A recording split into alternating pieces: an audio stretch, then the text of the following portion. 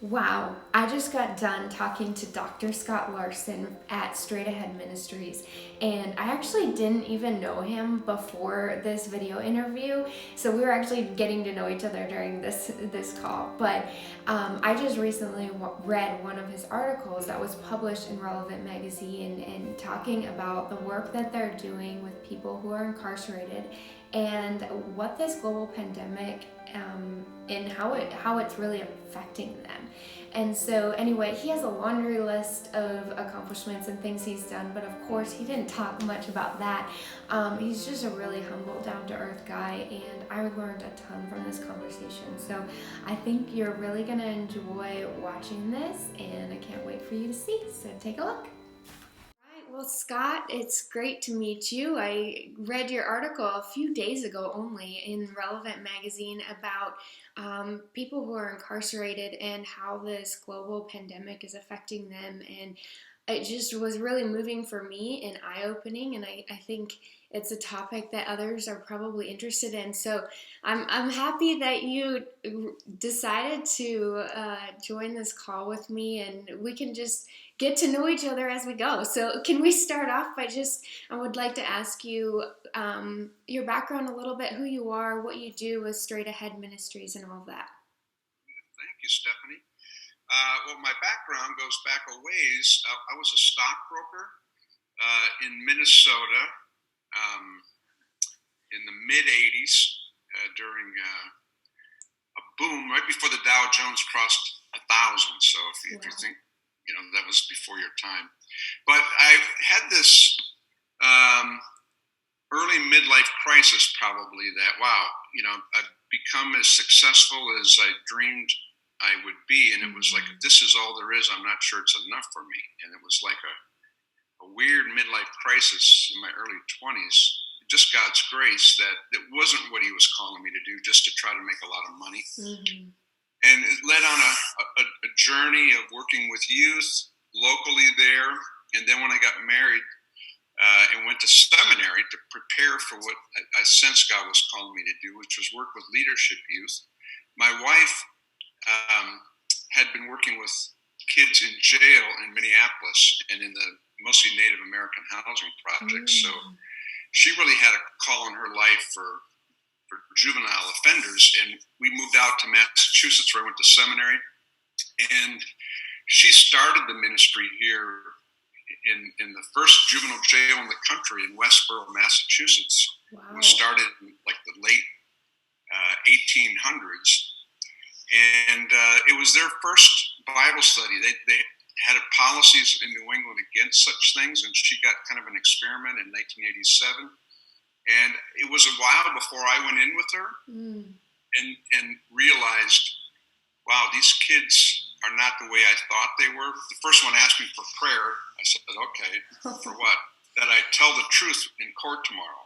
I said, well, what would that mean? He said, well, my lawyer said 20 years, but the Bible says you're supposed to tell the truth, right? And that was my first encounter with a juvenile offender. Right. And ever since then, I've never seen them as problem kids or people to be fixed, but leaders, remarkable leaders who sometimes are directed in destructive ways, and when God gets a hold of them and can reshape those gifts, they become pretty amazing.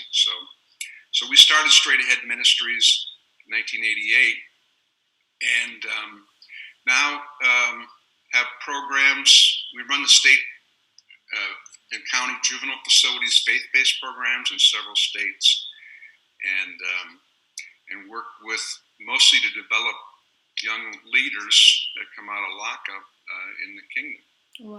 Wow, that's amazing. Well, I have to say, first of all, I have a connection to Minnesota. I grew up in Minnesota myself, so yeah, so that's neat.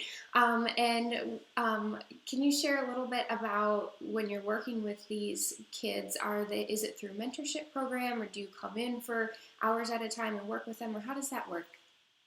Yeah, so the whole ministry begins with going in and leading called Bible discussion groups. So we have a Christ-centered recovery curriculum. We have all sorts of different things that we do in lockup where kids are. So the vision of Straight Ahead is that every kid who's locked up has the opportunity to hear and respond to the gospel. So we do generally discussion groups and with volunteers from churches. So we try to be a conduit between the church and juvenile facilities so that people who have a calling to do this often don't know it and are part of a church can get connected to a local facility. Like in our state, Massachusetts, we have 55 juvenile jails. They're small, but they're spread out throughout the state. And we have pretty much programs in all of those. But to me, it's an unreached mission field, but it's also probably the easiest place you'll ever do ministry and the most fruitful, because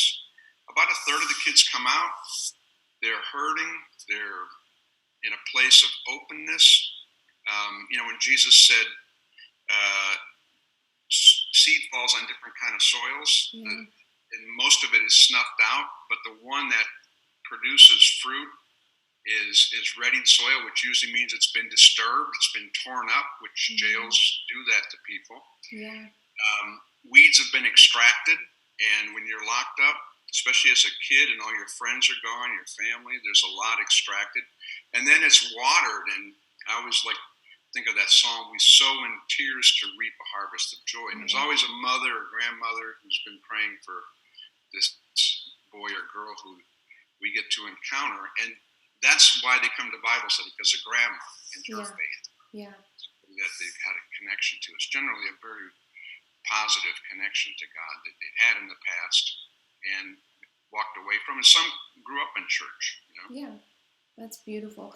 Well, I know you're talking about essentially these are good people that are in a difficult place, experiencing pain or whatever. And I know that's often the background of people that end up into trouble. So can you share why these kids end up getting incarcerated? What is it about their lives? And yeah, that's a great question. Just to ask it shows a lot of openness and understanding. Nobody starts off in first grade thinking I'm going to be a drug dealer, I'm going to be, a prostitute, I'm going to be a criminal, I'm going to get locked up. And no parent ever has in their wildest dreams that that's where their child will be. And so something happens along the way. And I often ask kids, if you could go back to any point and start over, where would you go back to? And maybe your life would have gone a different trajectory. And they almost always say age 6 or 7 or 8 when we moved and into this neighborhood, and this neighbor abused me, or when my father left, or his boyfriend moved in and he abused me, or when my mom got locked up, and then my dad was dealing drugs, and I got into his. It's always something happened. There was a turning point, and whenever I get to ask kids, well, what do you think people need to know about you? And they always say, well, we're good. We're not bad people. We've had a lot of bad things happen to us, and then we've done and carried on some of that to other people. They're not trying to make excuses, but hurt people, and nothing comes from nothing. And when you look at who juvenile offenders are, they're all extremely traumatized kids who also don't have strong supports around them. Most of us can go through trauma if we have intact systems around us, school systems, family systems, community systems, which include church. Most of these kids have missed both of those. They've had a lot of bad stuff. Most have been abused. And then they lack the resources around them. They're often don't learn in traditional ways, so they don't thrive in school, and they get put into remedial classes, or and by third or fourth grade, they're already starting on a trajectory where they're getting their primary needs for belonging and independence and mastery and generosity, we call the circle of courage, met by gangs or what we call non-healthy systems. And so it's like a pathway that they move into. And by the time they get locked up at most of them 13, 14, 15, it's been, that's just the next step in the progression, and it's true. They're amazing kids for the most part. I never met a kid that I thought was just a bad kid. Just this kid's no hope. Yeah. They're hurting, and then it turns to a defense mechanism. I'm going to hurt you before you can hurt me. It's like, love me, but get away from me. It's a lot of that, and so if we're going to work with them, we have to understand that they're very wary of people like us, especially people like me, who am white and male and sort of like fatherly, or you could say looking. And most of these kids have had really bad experience with white people, with males, and with fathers. And so I represent a lot of that just by my very presence. So it doesn't mean I can't be effective, but I have to be aware of what I'm bringing in that I'm not generally aware of. Right. You have to be extra careful and probably work extra hard to reach out to them. And gosh, I can just imagine as a young child going through trauma like that. Our brains and our emotional state is so malleable at that time when you're young and you're going through adolescence. And my heart just goes out to them, thinking about that. And so, like, when turning to what's happening in the world right now, how is this affecting them in the prisons right now? Is it affecting them, and even in detention centers too? Yeah.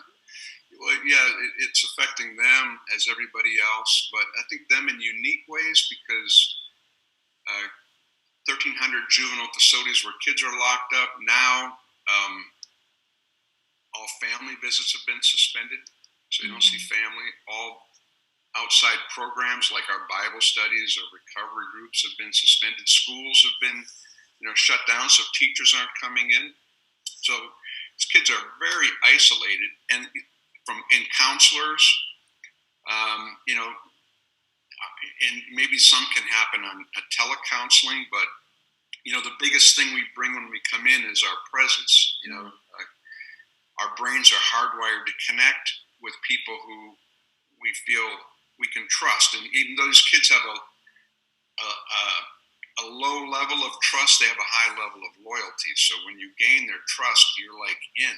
And now most of those people have been removed, and so and they just hear what's going on out there. So the world has changed dramatically since they came in, and there's been a lot of talk in debates about should we let people out of prison, because goodness, you can imagine, and it's happened some places like in Cook County Jail, where one guard brings the COVID-19 virus in, and there's no social distancing in a facility, and so it just spreads. I mean, cruise ships are one thing; prisons are far worse, because you got people coming and going who can come in, and so there's a lot of push to let people out of jail and out of prison. And I know, as we're talking to kids, because sometimes we're able to do like through this method, connect with them in there and write to them and send in curriculum that is online and web-based. They're really afraid. They're afraid to come out into a world that's changed. Their reentry plans are not complete. That's why they're still there. So there's really no place for them to go. Most of these kids aren't going back with mom and dad. They're going into foster homes or other programs. They're aging out. And so they're like, they're afraid to come back. And most of the time we don't have a good place to put them, or they would have already come out. And as I say in the article, in county jails across the country, 60% of the people who are in a county jail haven't yet been convicted or gone to trial. So they've not been convicted of a crime yet. They just can't meet bail. So what does that mean? It means that you're poor, for one thing. I mean, bail might be $200, $500, $1,000. So if you can't meet bail, then it tells us about who the 60% of the people in county jails are. They're generally the poor, homeless, addicted. Nearly 80% of those who are arrested and go to county jail have drugs or alcohol in their system, or they're mentally ill. we have more mentally ill people in county jails than in hospitals in this country. And so the jails become the dumping ground for those people, exactly, for the poor, the addicted, the mentally ill, the homeless. And now it makes sense to release them into the community, but the community, what's been exposed is the deficits in our whole criminal justice and social welfare system, that if they come back into this place now where the streets are empty, who are they going to connect with? Right. And they're probably, high populated areas where there's not much distance, and get infected and then get rearrested. Mm-hmm. You can just see that these kind of social tragedies most affect the most vulnerable, which are the people who end up in jail. Right. And I liked what you wrote in your article talking about putting them on the streets right now is a long-term problem for a short-term fix. And I think that's exactly what you're describing, in that there's so many problems that we don't realize could arise because we're just letting them go before they're ready to be re-entered into society. And one of the things that in everything I've learned that has really struck me is even the fact that if people that are re-entered into society don't have a plan for work and for jobs and everything, that is another big reason that would likely cause them to re-offend, because they don't have any other way for that support system to be able to make life go. And if they haven't practiced not practiced but prepared, even spiritually or mentally, emotionally, to be re-entered, then what's going to keep them from re-offending? What has changed in their environment when they're released? Something has to change within them, and their situation has to be better when they go out.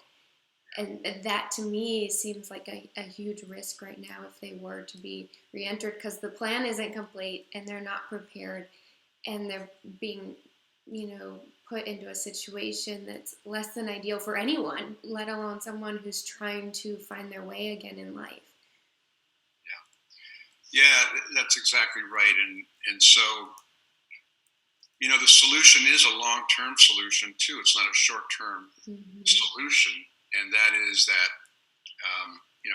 particularly the world that I'm connected to, the church and Christians, we are the answer to that. And, jobs are critical, and education, and churches are the only intergenerational thing in the community mostly. And there are employers in there, and there are advocates and mentors and positive peers and all that. But reality, most of us don't think when we're building our church about prisoners very much. I think it was when Jesus' last words, "You'll be my witnesses in Jerusalem, Judea, Samaria, and the uttermost parts of the world." Samaria was a despised place for Jesus' followers. When he went to the Samaritan woman, they were offended by it. And yet it was the most fruitful encounter he ever had in all the Gospels. A whole chapter, John chapter 4, is this woman's encounter with Jesus, and an entire city comes to faith because of it. So we have to think really proactively about Samaria. And Samaria is prisoners, as well as, all kinds of categories: homeless, addicted, people with all kinds of struggling things. But every church has the opportunity to have a job training or mentoring or presence into a juvenile facility or an adult facility, right. and needs to. And so that when now this happens, of course there's a community that could be there to receive them. And I saw out of Minnesota a study that said 90% of people coming out of prison say the most thing they need the most to make it is a job, which is true. But when they studied people who were out of prison for over a year successfully, they found, and then asked them, what was it that you would attribute your success for? 80% said it was a positive group of people. It may have been family, may have been church.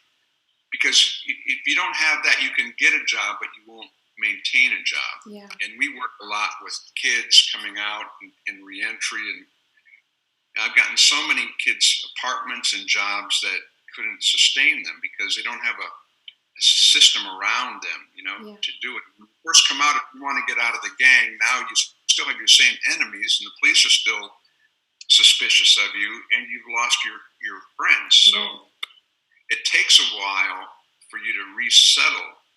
And in the beginning, it's particularly challenging because, like, we have businesses where we place kids in jobs and we fund them for employers to take them on. And inevitably, you get a kid a job, and then his color comes up randomly from his probation worker, which means he now has to come in for a drug test, just random. And so he gets a text, and now say he's at work at 2:00 in the afternoon, and he has to make a choice. Do I leave my job, lose my job, or not show up for my drug test and then be AWOL and be rearrested?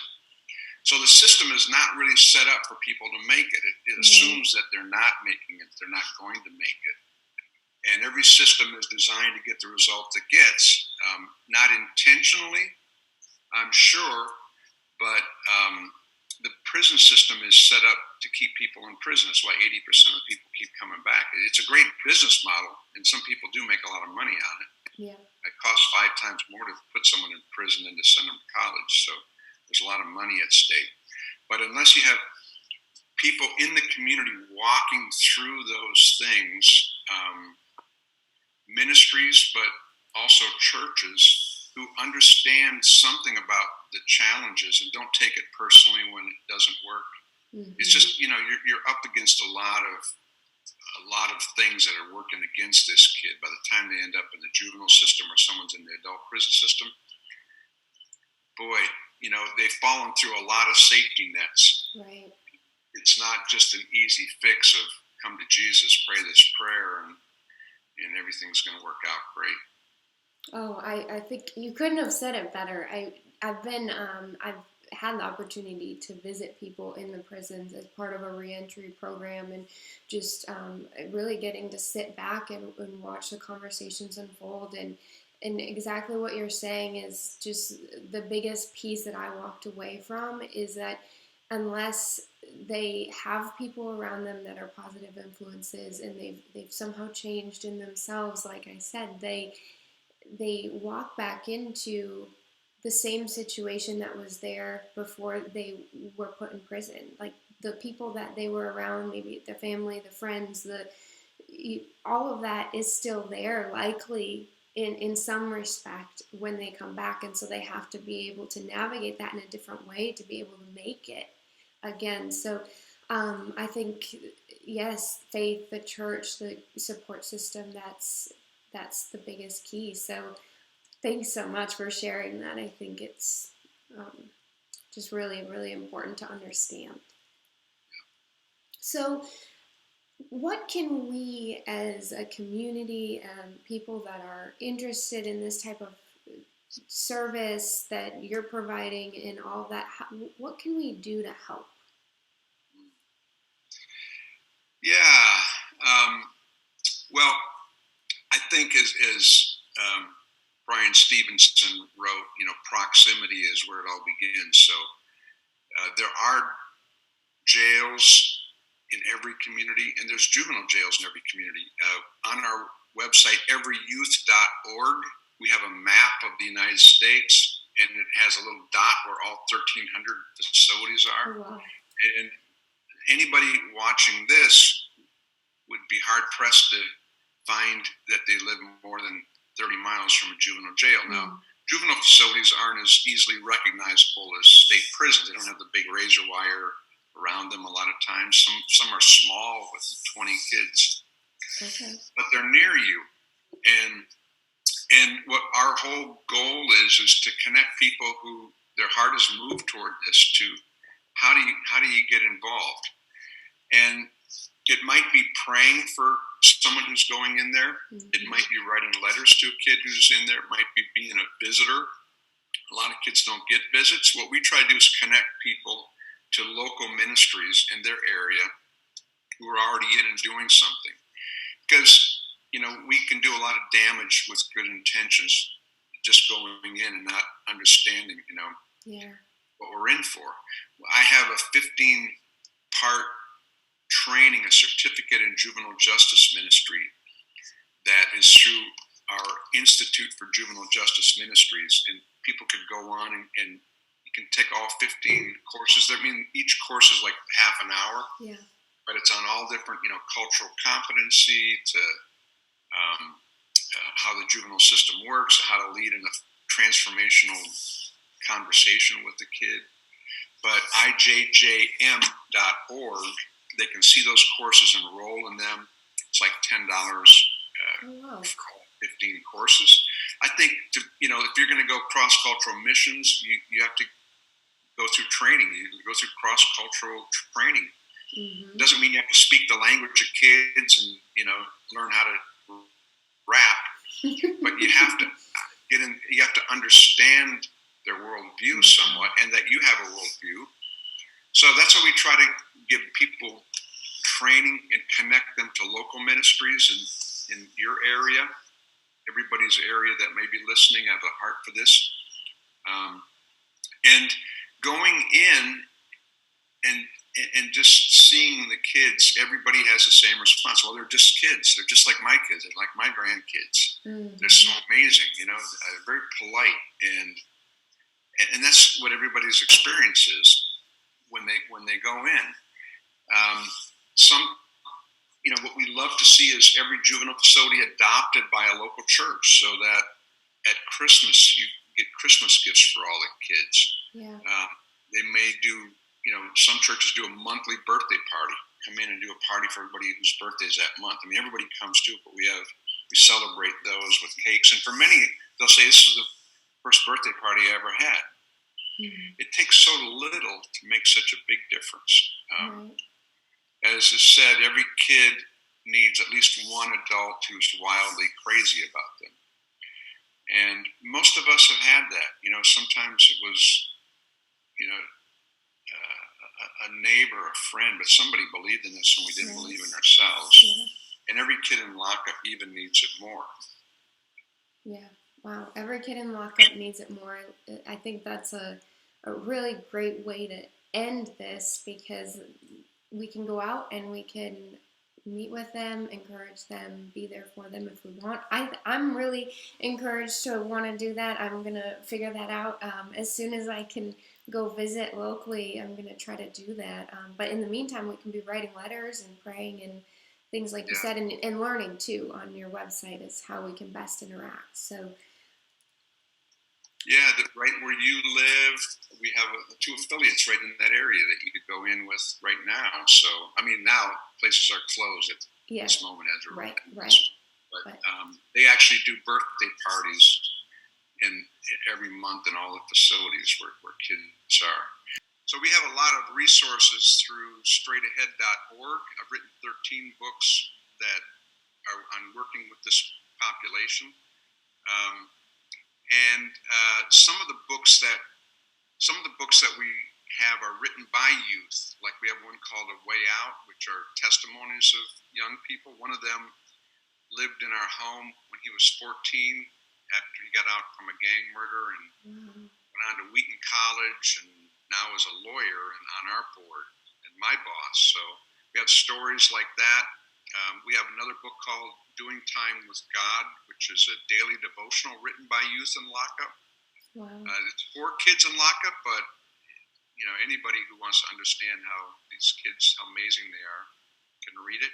And then another one called Letters to Sam, which are letters written by youth in lockup about all the different questions that they have that we've gotten and responses to them. So straightahead.org is a lot of resources, videos of short testimonies of kids, and then I mentioned ijjm.org, Yep. where you can enroll in the 15 courses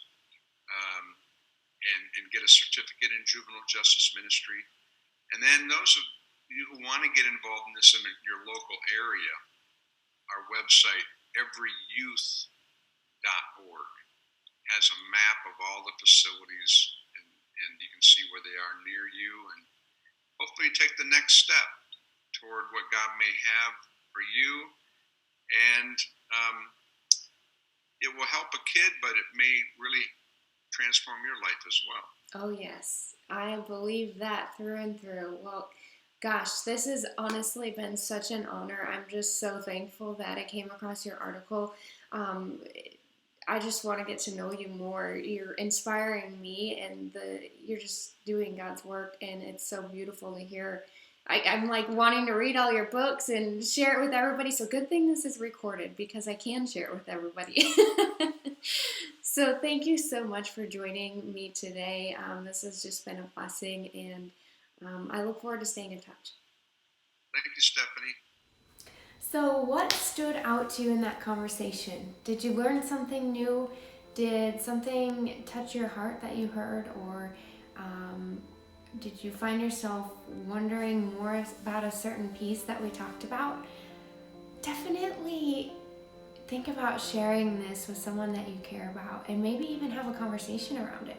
I think this is a great opportunity to gain more awareness and understanding of people that are, like he said, in our own backyard. And I'd love to hear your thoughts too, so comment them below. I will definitely respond to you because I want to have this conversation with you.